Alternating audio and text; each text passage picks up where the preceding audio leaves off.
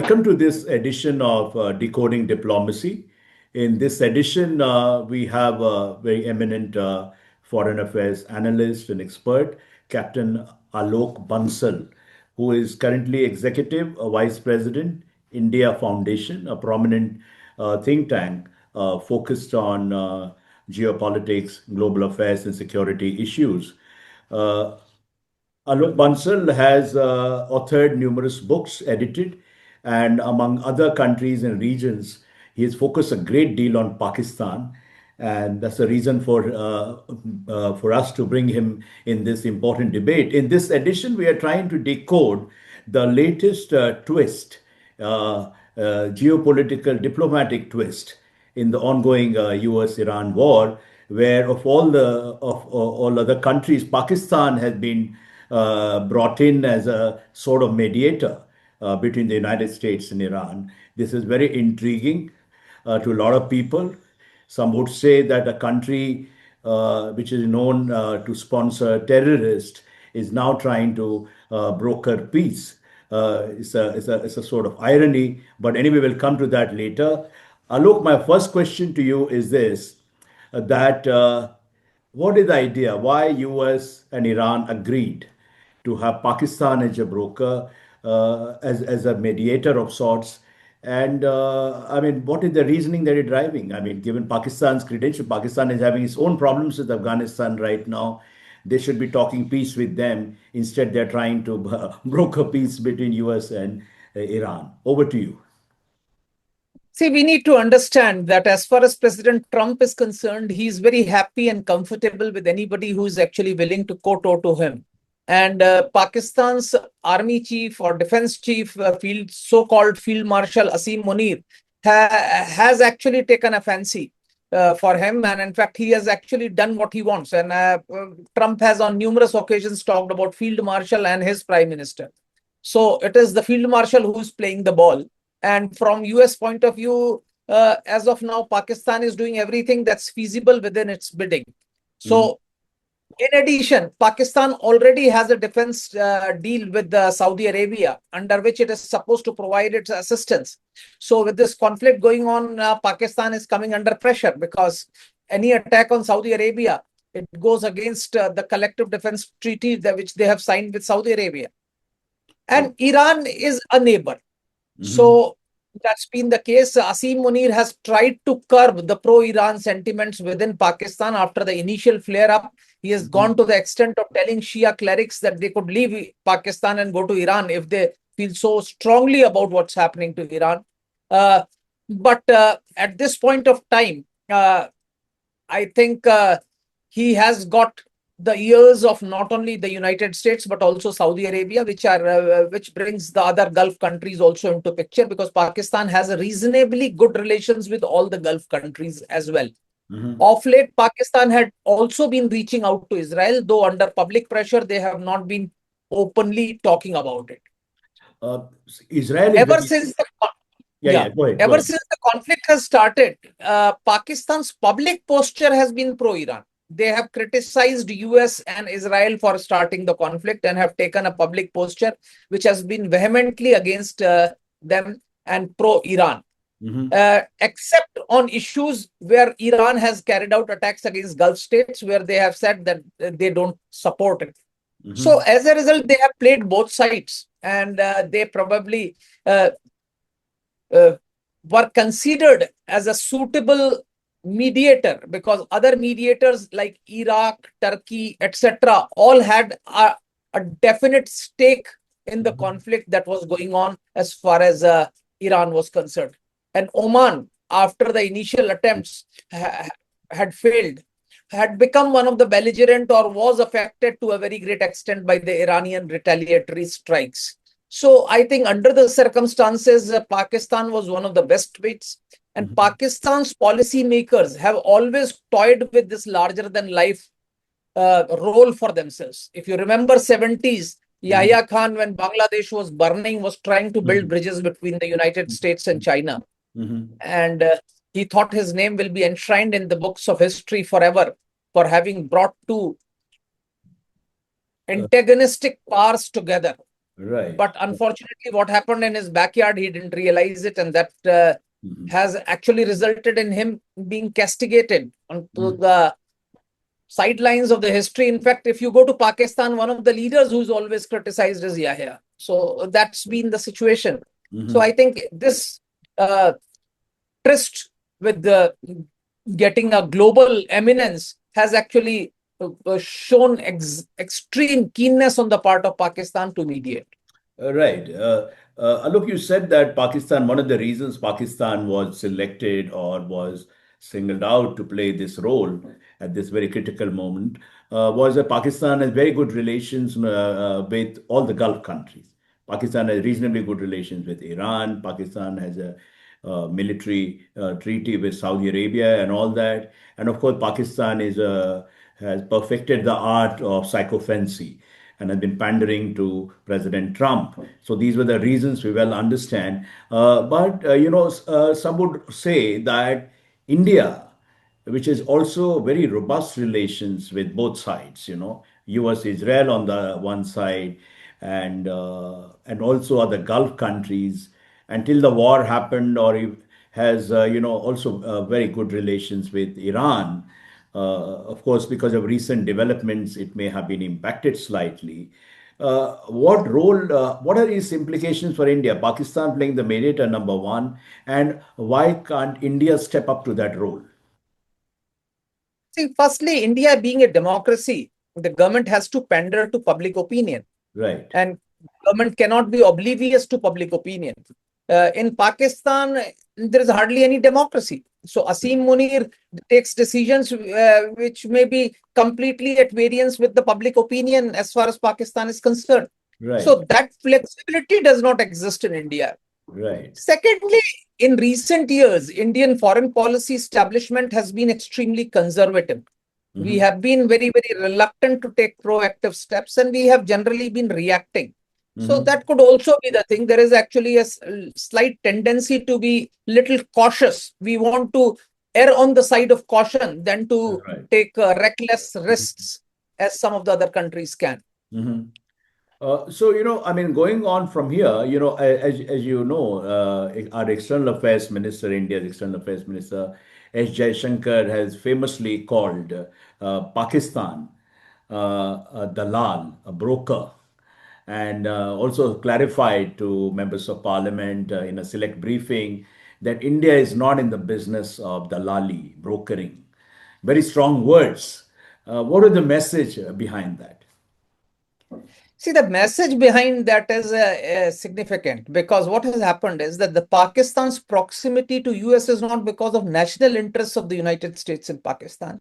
It Right, is probably on account of the personal business interests of certain sections of Trump family and certain elite of Pakistan.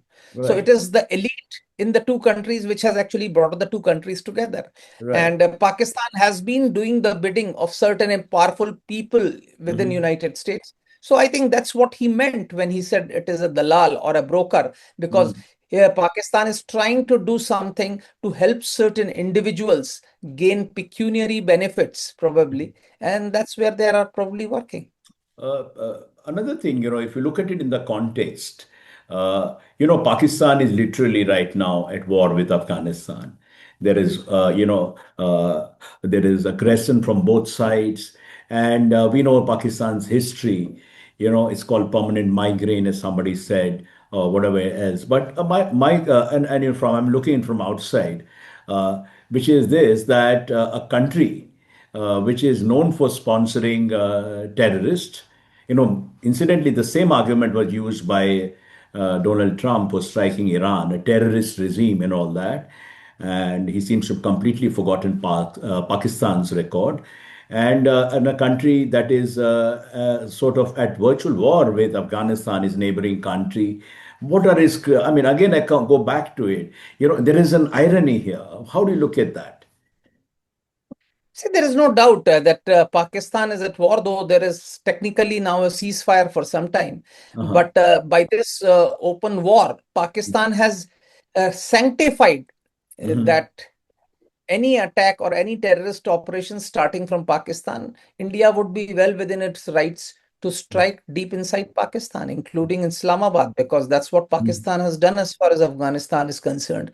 Right. And in Pakistan's case, they don't even have valid evidence to support their postulations, whereas India has been doing so. So Right. basically, Pakistan has sanctified that internationally any country can intervene into another country if it feels that certain attacks have taken place, even though they may have been done by its own citizens. But Mhm. if you believe that there is another country's hand into it, you can probably go and target that country. Right.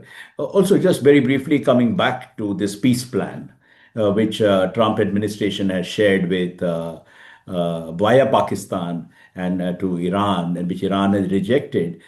How do you look at the viability of this peace plan?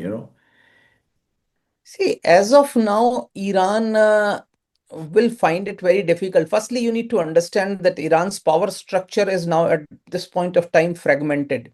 We are Hmm. not very sure what is the state of the Vilayat-e-Faqih, whether he's fully fit, healthy. He's not been seen ever since he has been appointed, whether he's in Hmm. Iran. There Hmm. are rumors floating around that he's outside. Hmm. So, in his absence, the power is not wielded by one center. There Hmm. are reports that IRGC has been given phenomenal autonomy and various commanders are acting on their own. Hmm. Now, the democratically elected government, which is led by the President Pezeshkian, uh, is quite a reformist government if you look as far as their Hmm. foreign policy is concerned. Right. So, if United States had actually left the thing after initial strike, probably it would have allowed President to consolidate his position. But that Hmm. has not happened. The Hmm. continuing war has led to rallying around the flag, and there is, of course, a huge anger Hmm. against United States and Israel because this particular offensive could not be justified Right. because there was not even a fig leaf to justify that sort of an attack which Hmm. went on. Hmm. Though they might say whatever they may want to say, and skeletons are actually coming out of various cupboards as far as United States is concerned, and that Hmm. we are seeing that there was no imminent threat to United States as far as Iran was concerned. So, with that sort of a scenario, now what Iran has asked for a 6 point uh, proposal you have seen, which is actually very strong, which obviously is their maximalist position where they're asking for reparations, they're asking for complete control over Hormuz and things like that, all removal of US bases, etc. Hmm. So they have all given their maximalist positions. If there are negotiations, they'll probably come somewhere in between. But as of now, I feel there is actually a policy paralysis as far as United States is concerned. I don't think Hmm. so. There is clarity as to what do they want and on what terms. Because Right. within the Trump administrations, you see divisions. You Hmm. have people who have political aspirations, future political Hmm. aspirations. Hmm. They would like to associate themselves with this insane offensive which is going on Hmm. because the US public posture has turned against the Hmm. ongoing war. So Hmm. they wouldn't want to associate, and Vice President or Tulsi Gabbard or even Marco Rubio, these Hmm. are the people who have future ambitions, and they would certainly not want to be associated and stigmatized with this sort of a thing. So they would want some sort of a rapprochement. Hmm. Then there are, of course, people in Trump's family who gain um, or who make fortunes by every statement that emanates from White House, Hmm. uh, and some certain hawkish sections of his administration who want that they should pursue.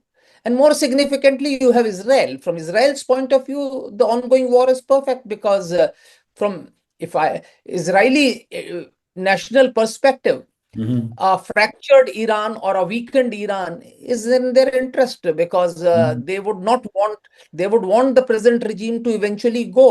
If Hmm. that regime does not go, they would want a fractured Iran. They Hmm. would in fact want uh, a sovereign Kurdistan to rise from the debris of Iran. If I Hmm. were an Israeli, that would be my dream come Right. true. Whether that is feasible or not, so there are conflicting interests as far as different parties are Right. concerned. And that's why the peace at this moment looks difficult, but it's feasible because the Hmm. US administration wants peace. Iranians are suffering, but their national pride will not let them accept that. Mm-hmm. So at least two of the three major parties are very keen on peace. Mm-hmm. At the same time, the Gulf monarchies realize that if this conflict continues, some of them will suffer irreparable damage. Mm-hmm. And Mm-hmm. that will create a huge problem. And this, of course, causes a huge problem for the global energy security because uh, the LNG terminals in Qatar, LNG have been shut down. Iraq has shut down certain oil wells because they don't have storage capacities. And these facilities will take weeks, if not months, to come back online once the conflict stops. Right. Look, even as we speak now, this is my last question. Both sides, the two warring parties are launching strikes at each other. Now, as you know, India has huge stakes in peace and stability in the region. My last question is this: that what should India do to facilitate the end of the war? Not mediation, but in what way India can use its leverage so that this war is brought to an end?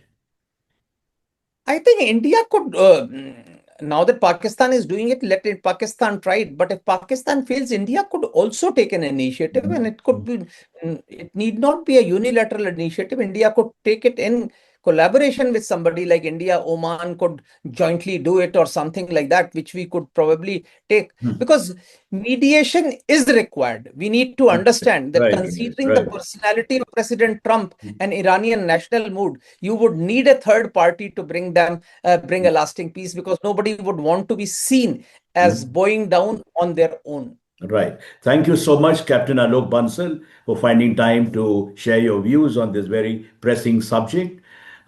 Thank you once again.